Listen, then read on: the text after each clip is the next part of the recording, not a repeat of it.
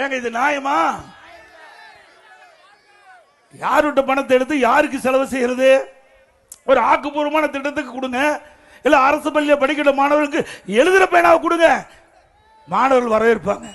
அதை விட்டுட்டு ஊதாரித்தனமா செலவு பண்ணுறது எப்படி ஏற்றுக்கொள்ள முடியும்?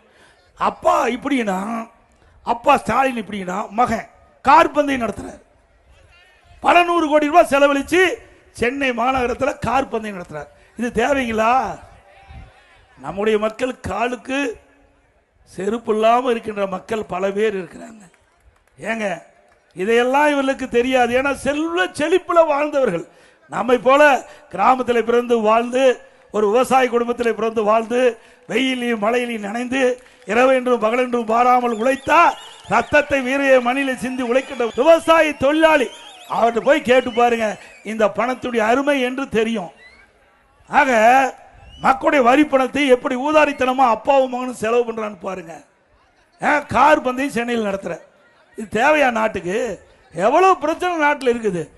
அந்த பிரச்சனை தீர்ப்பதற்கு இந்த பணத்தை எடுத்து செலவு பண்ணுங்க, நாங்கள் வரவேற்கிறோம்.